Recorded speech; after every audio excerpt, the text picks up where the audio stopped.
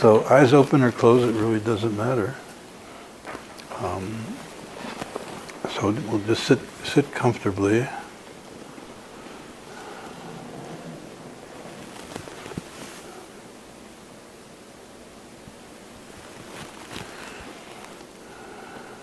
And let's just take a couple of breaths. Just breathe out, and with your breath out, just let go of any strain or tension. And breathe in light and awareness.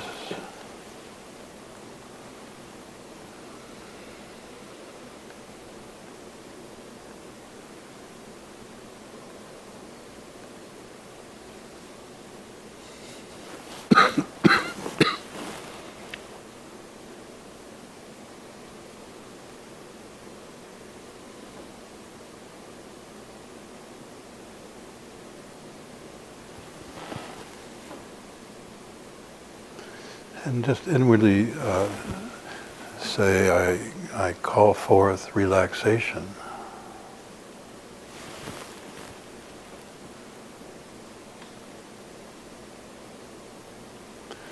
And just bring your awareness down through your body, just feeling into it, not so much observing your body from outside, but like being right in there and letting your body know you're right there, feeling from these areas as you move through.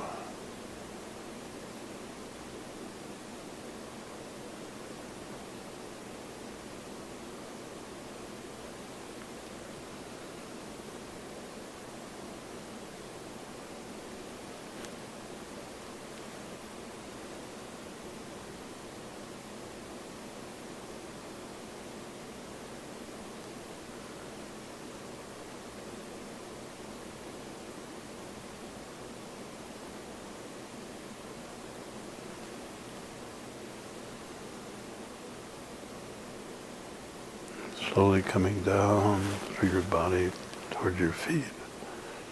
And it's okay if, as you're doing this, thoughts come in. We'll talk more about that later as we go on. But if you get distracted with thoughts or get caught up in thoughts, just come back to remember to come through your body to your feet.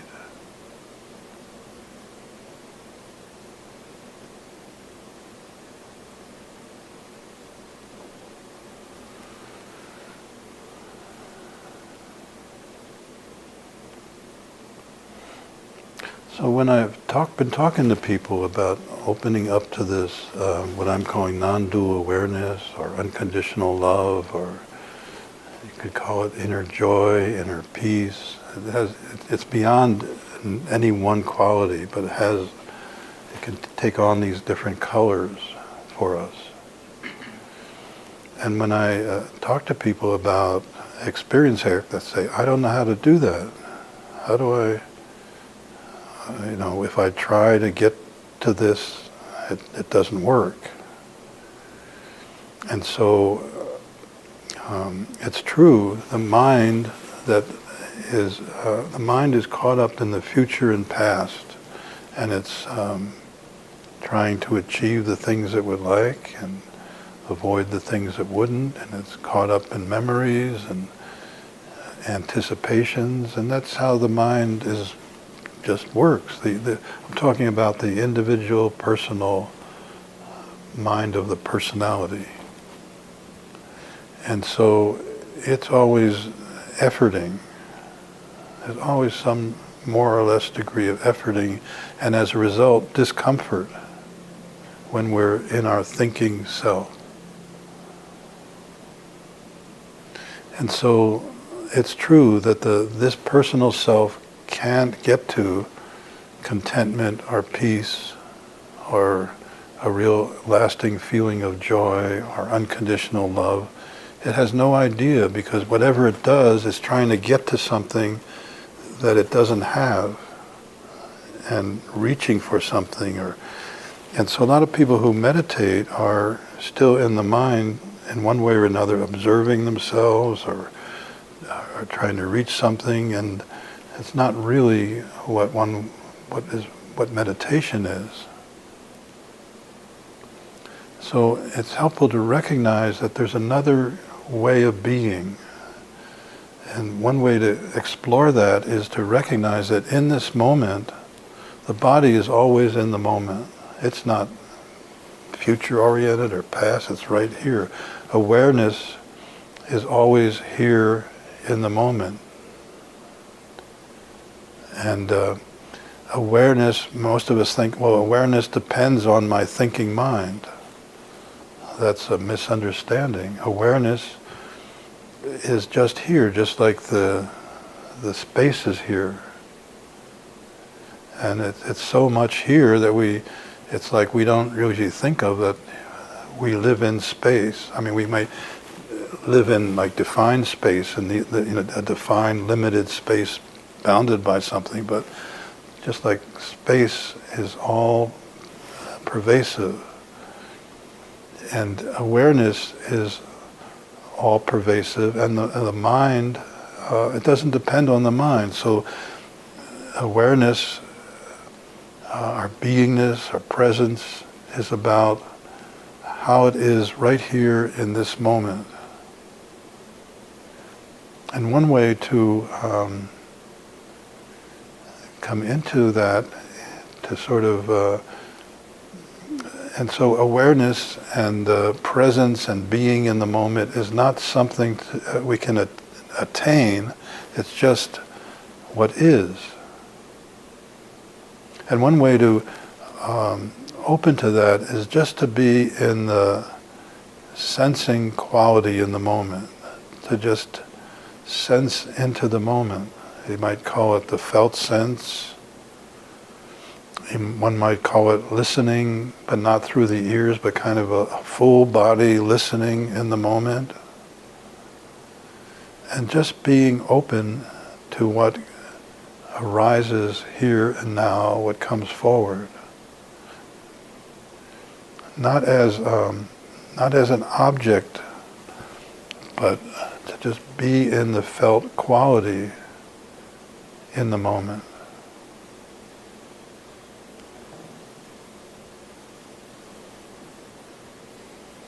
So we're allowing awareness not to be focused. So when I say be in the felt quality in the moment, you might initially, if you're kind of starting out with this, notice, well, there's some tightness in my shoulders, and that doesn't feel so good. Or in some other part of the body, and you might be in this awareness of what's occurring in the moment.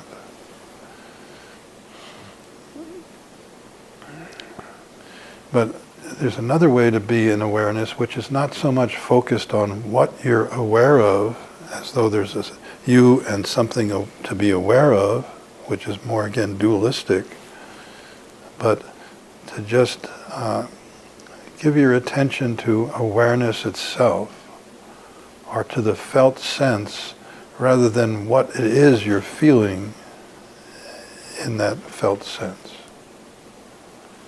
So this may be unusual, it may be different, and maybe we'll see about if we get the hang of this. So any effort you're putting into this is extraneous, because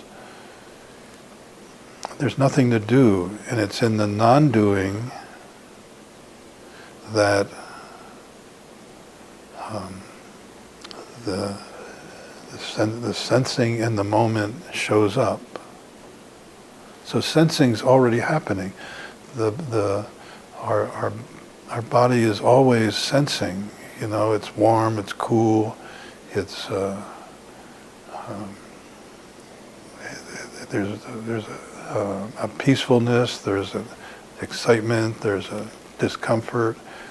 Sensing's always going on, but we're exploring how to be in the sensing before we kind of label it, before the mind comes in and says, this is what it is, or this is how to do it, or that's just to be in an open sensing that's not particularly focused on one thing or another, but just in a kind of an open awareness.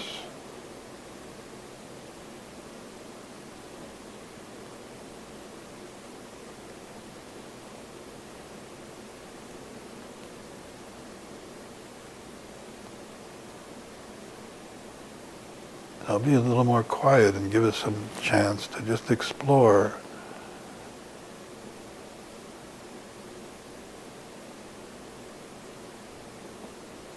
And if the mind is coming up and saying, well, how do I do this? Or am I doing it right? Or the mind is thinking about something that's unfinished or comparing this to something else. That's just what the mind does. So this is not a struggle between the mind and trying to do something else. The mind just does what it does, and it's sort of like when we see that when we discover we've gotten sort of carried away in some particular train of thoughts. When we recognize that, we just make a choice to come, a nice easy choice to come back into the sensing in the moment. And we just honor that the mind is doing that. We don't have to,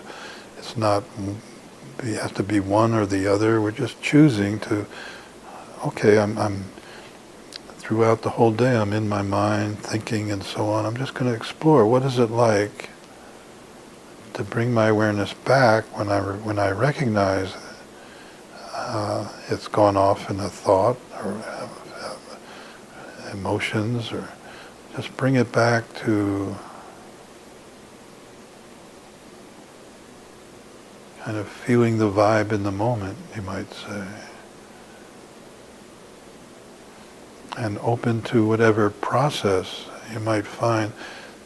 There's actually a process going on. It's not static.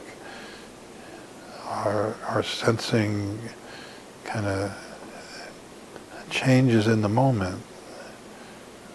It brings us into a more open awareness, a non-intentional awareness,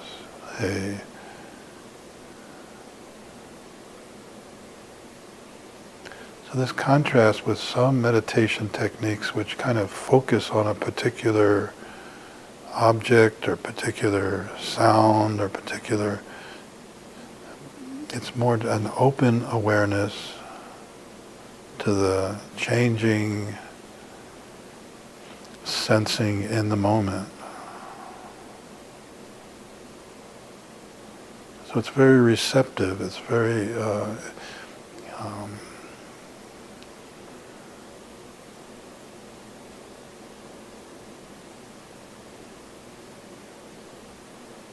and you might even find that it can be very pleasant to be free of efforting or trying to do anything,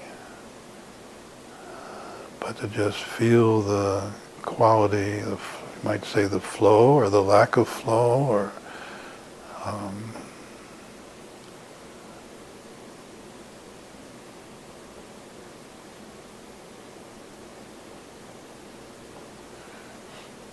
and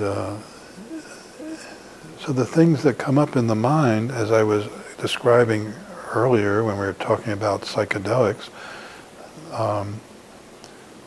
the unfinished business of the mind, the concerns, the preoccupations, the parts of us that just don't feel fully able to relax and be here because we have these concerns, those concerns naturally come up and are met with this non-judgmental beingness, and they begin to, with some time, they begin to kind of relax, because we're not feeding them, we're not giving them added interest and figuring out and reacting to them. As we're in this non-judgmental place, they kind of run out of energy and begin to just for now at least, to just dissipate, and open awareness begins to have more space. It just can feel like more spacious quality, or space expanding. We're not there looking for that, but just trying to give you a sense of what it might feel like as you're in this sensing quality.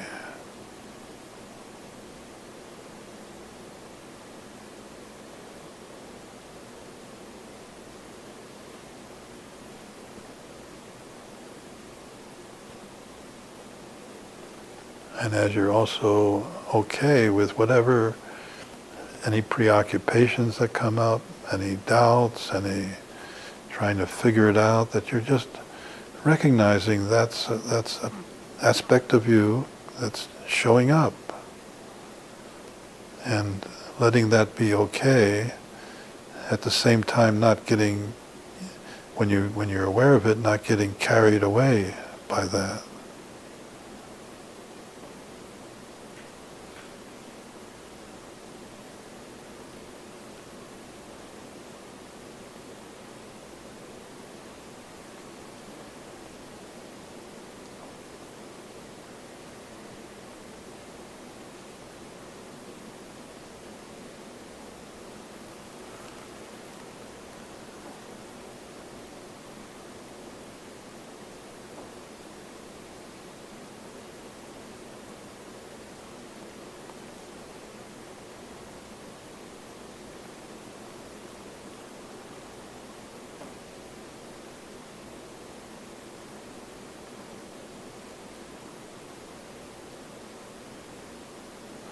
And just letting yourself go, let go deeper without any doing or trying, just letting go deeper into the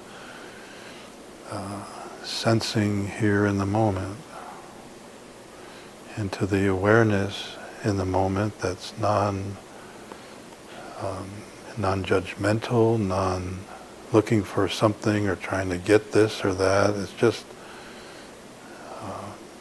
being. Just being.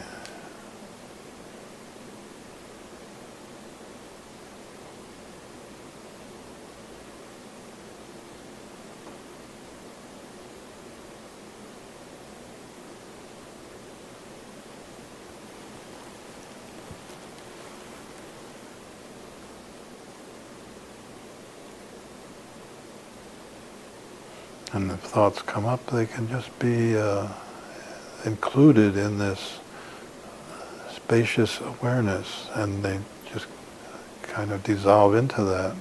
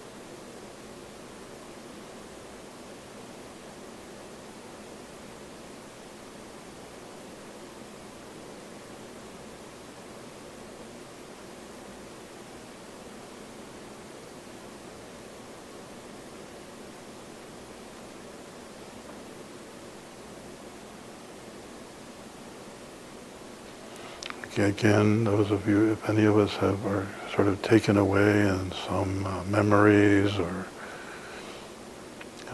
concerns or thoughts, just remember to Just be aware of that happening and come back to choosing to let go into how it is in the moment, which doesn't take any effort at all because there's always sensing going on naturally. It's always happening, and it's just letting ourselves kind of let go and open into that, and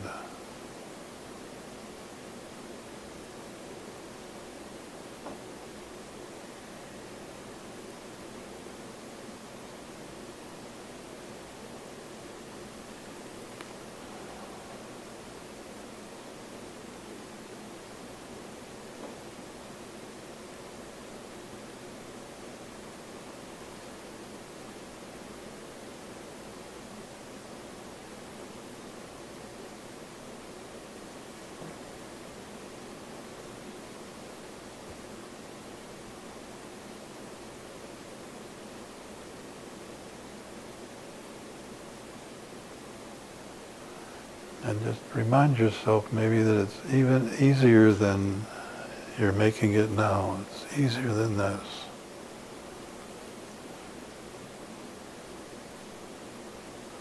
And it's not very serious either. It's just easy openness.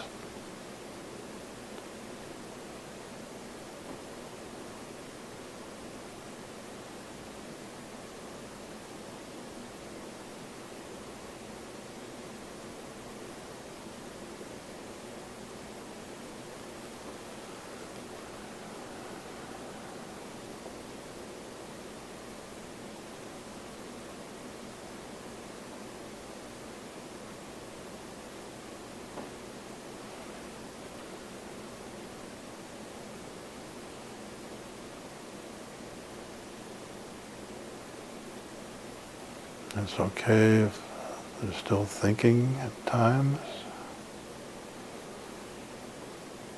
Just the mind has like a momentum, from the day, and it's like a train that wants to, a long freight train that wants to stop. It takes a while to kind of lose its momentum and slow down, and that's perfectly fine.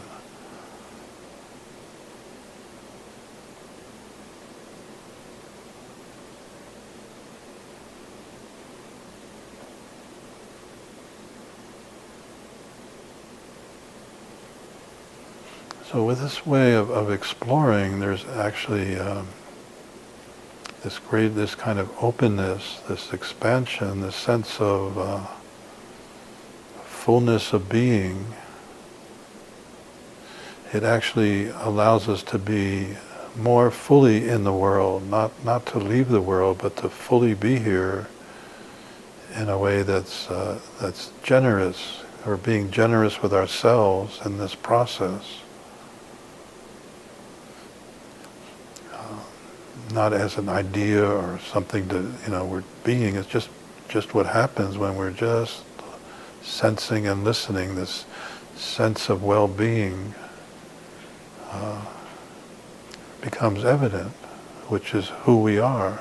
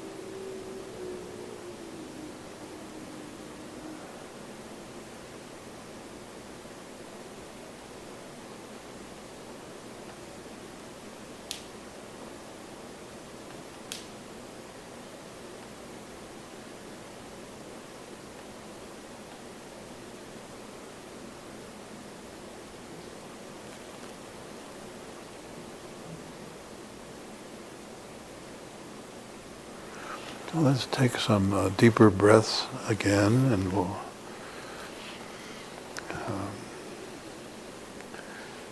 gradually bring our awareness back outward.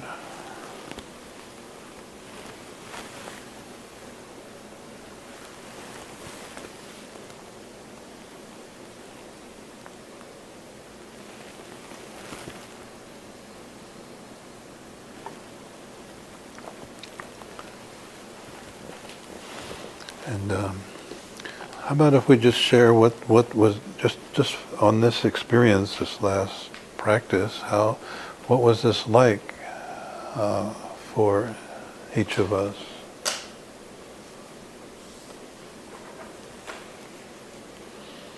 I know you're a little shy to talk about it. So it doesn't mean you have to share, oh, this was wonderful, and this was, if you're having difficulties, if it was, whatever it was, what was, just, yeah, Dan? I just realized how tired I am. How tired you are. Yeah. As I was sitting there, just kind of like going all day. Yeah. Sitting here and finally, Right. sitting at home, feeling like the message from my body was like very tired. So did you sort of get sort of dozy, like wanting to doze off, or? Not quite that, just like a general feeling that my body was just kind of fatigued. Yeah. I was missing that signal like all day. You were what? I was missing that message all day, I think. Oh. Like, I was sad. So you recognize how tired, yeah. Yeah. And along with that, anything else? I noticed a dramatic change in the breathing from the beginning of the process to the end of it. Just more at ease and a little bit longer breaths. Okay. It was restful. Mm-hmm. What you needed in a way, huh? Or being tired. Yeah. And a nap. And what? And a nap. You need a nap too. Yeah. This is a good start. Yeah.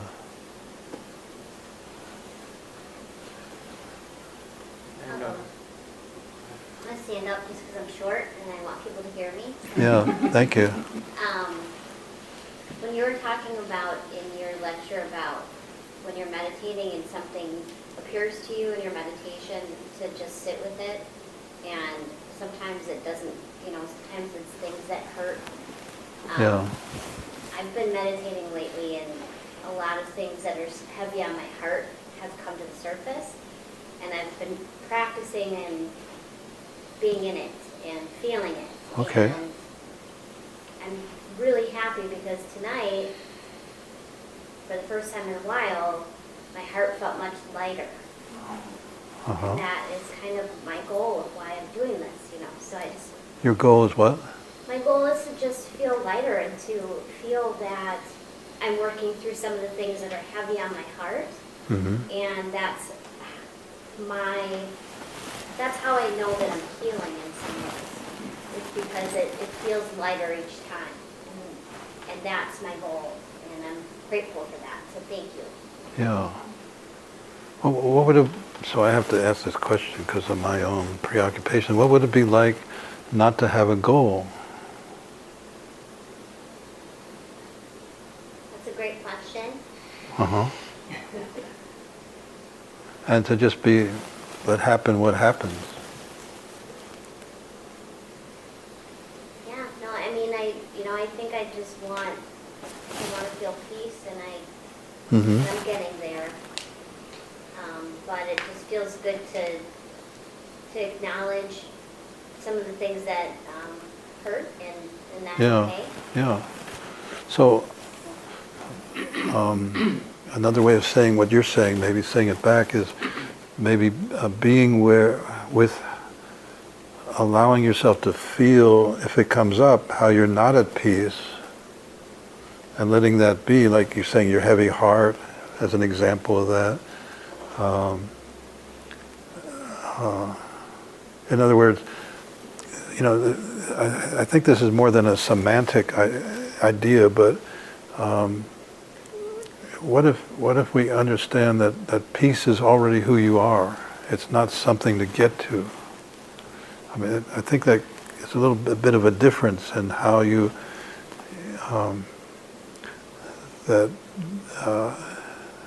if how you are with yourself. That trying to get somewhere implies that you don't have that, or you're separate from that, right?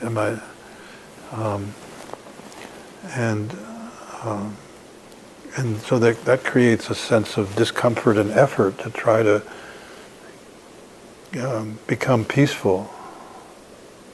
And what if you just are with it, if you're not peaceful, for example, if you're just really feeling into the non-peacefulness at this particular time, and letting that be, and just being in the truth of that, not as an idea, but feeling into it. And maybe then that non-peacefulness kind of feels that non-judgmental quality of how you're being. Is that making sense?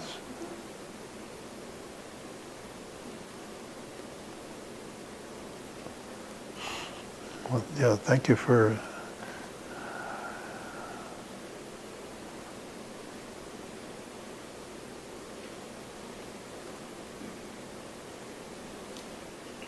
Also something, it relates to what you just said. So today is the anniversary of my husband's death, and I was meditating this morning. Can you speak up a little?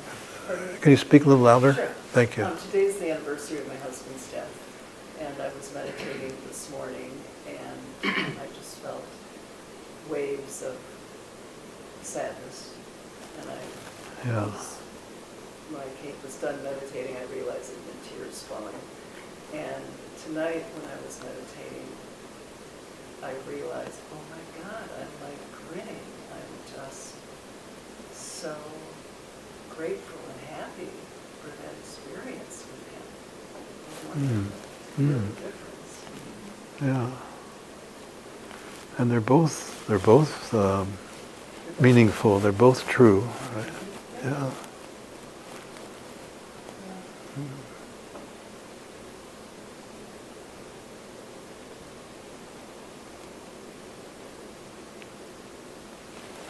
Anything else about what we've been experiencing during this?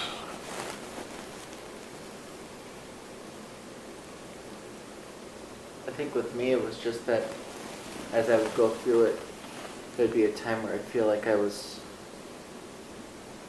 I don't know, like moving away or like underwater or something, where it'd be a little bit less aware of like what was being said and things like that, and then I would like kind of snap back, and it was just like a little bit of a jolting, like weird feeling.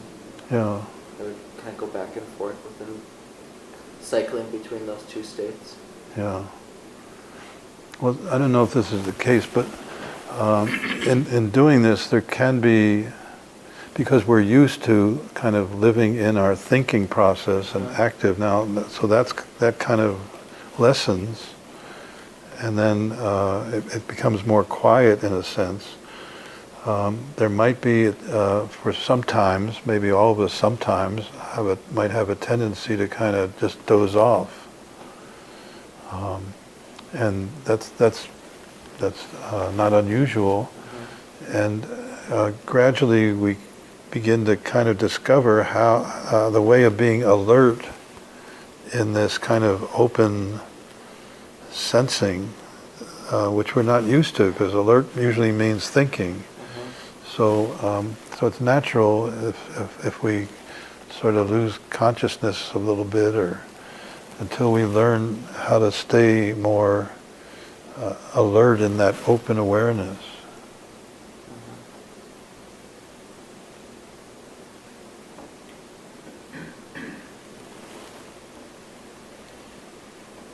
I would kind of second that. I tend to come in waves. Yeah. Like I'll definitely, it's like just a completely blank, empty space for a good amount of time. But then it's like, I like snap out of it. And Snap. What happens when you snap out of it? it's just, the monkey brain keeps going. It's like, oh, what do I have to do after this? Or, not actually. But it takes it takes just a little bit more, but it just seems like it comes and goes. Like my meditations every day are pretty short, Mm-hmm. so I only come and go so many, excuse me, so many times, but in a longer session, Yeah, I feel myself, there's more in and out. yeah. 'Cause it And was so longer. what's the coming and going? So is the going when there's the thinking? So Or, maybe if I hear something that Yeah. snaps me, like I say snaps out because it's like my external awareness is always really high. yeah, Like even when I'm watching a movie relaxing, like I feel like I just have a lot of sensing all the time. mm-hmm. So like when I meditate, I have a hard time shutting off the external, like we have animals, cats, dogs. I mean, there's never 5 minutes of quiet time in my house. Mm. And we don't have kids. But like, so I'll hear my dogs bark at the lady walking down the street, and it's like, okay, like, that's right, I'm in my house. I'm not in like the blankness of, sometimes when I get to that point, I forget how long I've been there. Mm-hmm.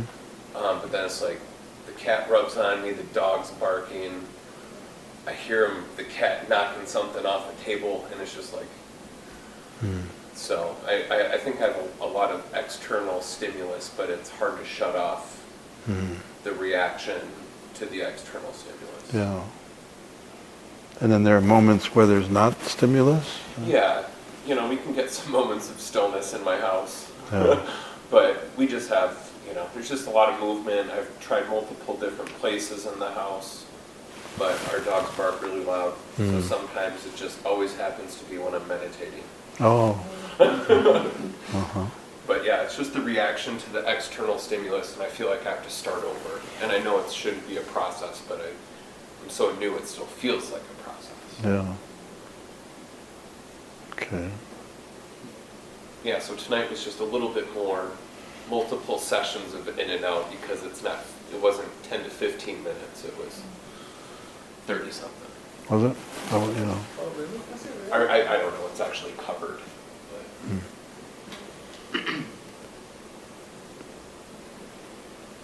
Anything else to share about There's just so many strands, so strand after strand, and it just feels unnatural sometimes not to let myself go along it, you know, and it's almost like there's no me when I let myself just go along with the strand, Uh-huh. and I really, I feel like I don't exist in a really even way at that moment. And so what's that like when there's no me? I don't know. Oh. It's like it just is. And how's that and- feel, or how's that? Um,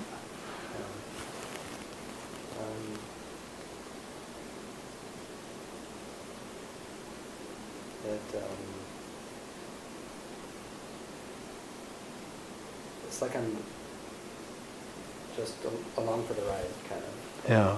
Is it? Just kind of floating through it. Mm-hmm. But then I want to not let the thoughts that just go through my mind just grab me either, you know, so then I return to my Yeah. breath or return, and that feels so constricting. Yeah. And sometimes So- I'm confused about how I should be allowing my mind to be, Now you're in your what? how I should be allowing my mind to be. Should I let it just go, or should I let it try make it focus? Yeah. Mm-hmm. Okay, so a couple things. So the sense of not being, of you losing your sense of a self, is really what occurs as we deepen into this. I haven't talked about it that way, but this sense of non-dual I've been talking, or unconditional love, as we deepen into this awareness of being, we lose a sense of a separate self, which I think is what you were saying, if I was hearing you right, that there were moments where you lost that sense of being a separate self. And so that's what naturally occurs as we really deepen into this process. And then when that sense of a separate self is not there, that and other qualities, what I was talking about, unconditional love or sense of happiness or peacefulness or contentment, those qualities arise when we don't feel I'm here and this is my separate self and there's the world, but we lose that sense of being separate. So I think that's great that you were feeling that. And then I forgot what you said about the thoughts. So it's simply just choosing. So the thoughts can be there. The thoughts come up, and it's just sort of, oh, now I realize I'm thinking. You may not realize it for a bit, but oh, now I realize, and just sort of like without any struggle or effort, just choosing to feel into the moment again. Am I addressing what you're saying? Yeah, but when I have the consciousness that it's a thought, now Yeah. I'm separate from it, and I can observe it, and it just kind of goes on yonder, and I can be here. Yeah. Then I'm losing that thread. You know, But you be what? I'm losing that thread in that moment, and sometimes I feel like I want to. Those threads are really valuable. And I The feel- thread of the thought, or the yeah, which? where my mind is wandering, it's just taking me, and it's kind of dreamy, not like it's Yeah. details about the day or anything. It's just So you're interested in that thread of thoughts, and Yeah. you don't want to lose it. Well, I would just say that you've got all day to do that. Yes, these threads, we wouldn't have them unless they were interesting and intoxicating, or we're figuring something out, or it's enjoyable to think about this, or it's difficult but we want to resolve it. The thoughts are very, I would say, seductive. They draw our attention, our interest, and so we're just learning another way that all those, the drama of the thoughts, if I could call it that, have their own excitement, their own interest. They're, like watching TV shows. They're,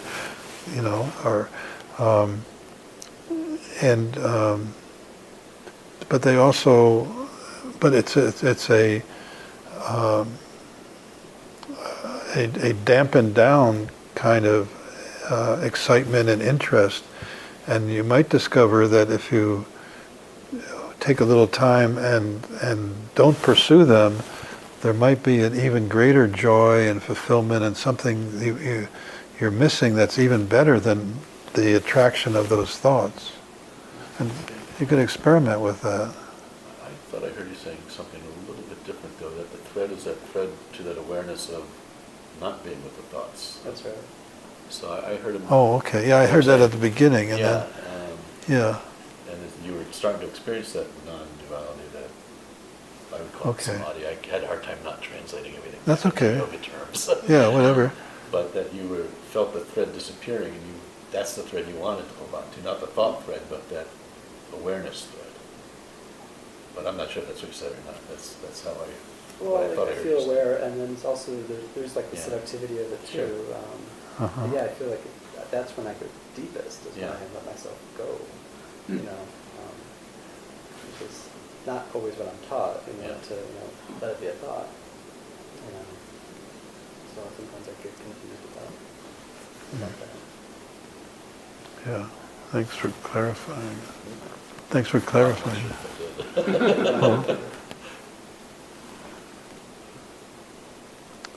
So, should we open it up to other questions, or do you want to take a little break? Where are we?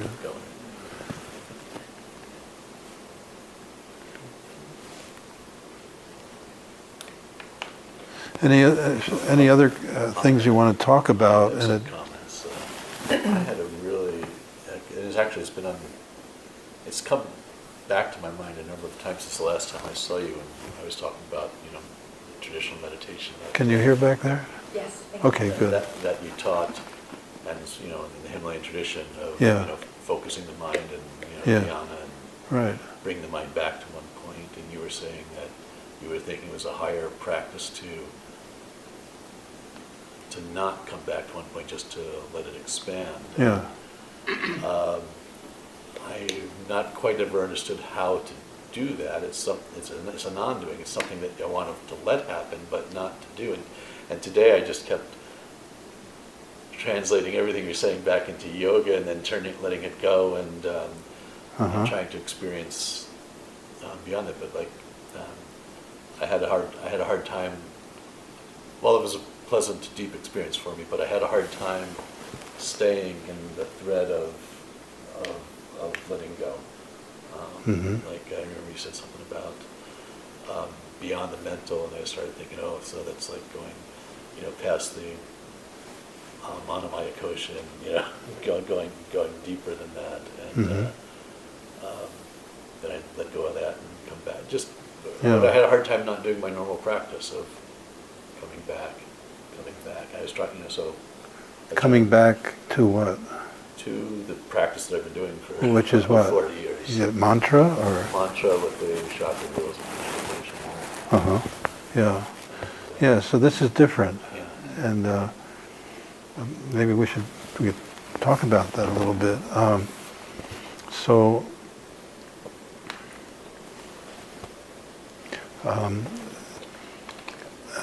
for me, over the past years since I've kind of separated from the Himalayan Institute, I've been, and Swami Rama used to say, I was more interested in self-inquiry. When in past lives he was talking about or whatever.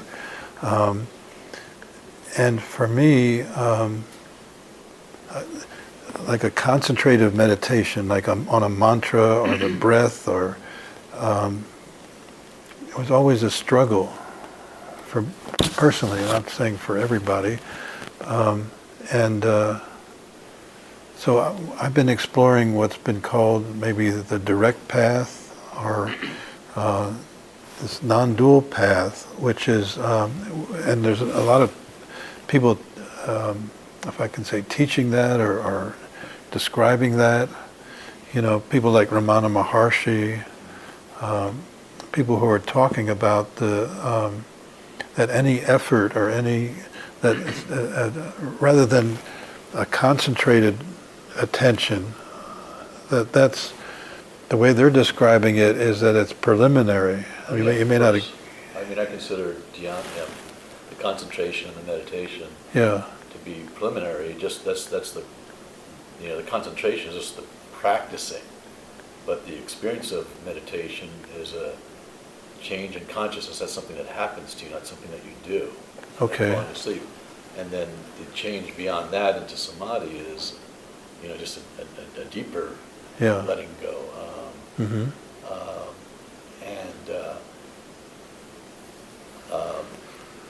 When that happens, it's always wonderful. There's little times when you touch into it, and it comes and it goes. But yeah, I don't think of that as anything special, this concentrated part. But that's the preparation Yeah. to let the rest of it happen. Now, if there's other ways to do that, that's why my shortcut says, many paths. I'm still working on that.